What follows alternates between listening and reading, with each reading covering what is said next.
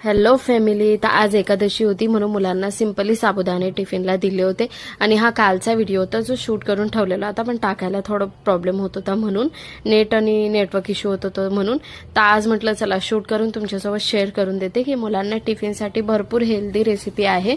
ओमला सध्या डॉक्टरांनी हेल्दी सांगितले ना, म्हणून सध्या तेच चालतंय ओमला.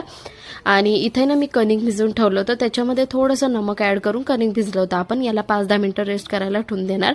आणि तर आपण मध्ये पराठा बनवतोय, तर स्टफिंगसाठी रेडी करतोय आपण. तर मी कढईमध्ये सगळ्यात अगोदर जिरं आणि हिंग टाकलं होतं. व्यवस्थितपणे होऊ दिल्यानंतर छोटासा कांदा एकदम बारीक चॉप करून टाकला होता आपण. आणि कांदा ते थोडं 5-10 मिनिटं सोटी झाल्यानंतर मी चण्याचं पीठ 1 चम्मच टाकलं होतं आणि थोडे मसाले टाकून बेसिकपणे आपण भुजून घेतलं होतं. ते व्यवस्थित झाल्यानंतर जे आपण कठोळ शिजवून ठेवलं होतं ना, मूग होते, वटाणे होते, चण्याची डाळ होती, तुम्ही फक्त मूग पण घेऊ शकता. बस मिक्स करून द्यायचं.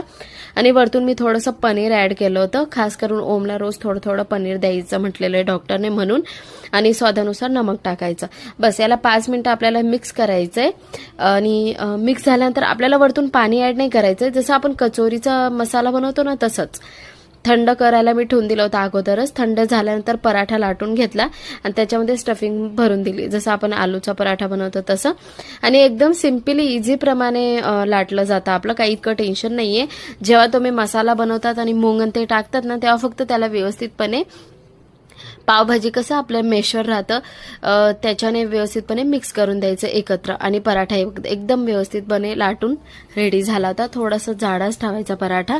आणि त्याला ना माझ्याजवळ सध्या घी नाही आहे, घी अजून घरचं रेडी नाही झालं आहे आणि घी संपून पण गेलं होतं.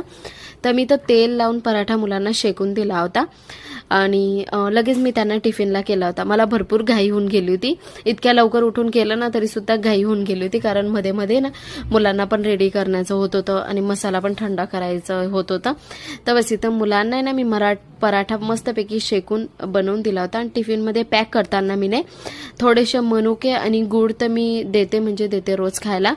तर इथं उर्वी 2 पराठे घेऊन गेली होती, ओम 1 पराठा घेऊन गेला होता.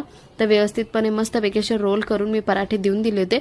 ओमच्या पप्पांना पण उठवलं, त्यांनी पण घाईघाईमध्ये टिफिन पॅक केला. मी तोपर्यंत उर्वीचे केस विंचरून दिले होते. अशा प्रकारे मी दोघं मुलांचं टिफिन पॅक करून त्यांना पाठवलं स्कूलमध्ये.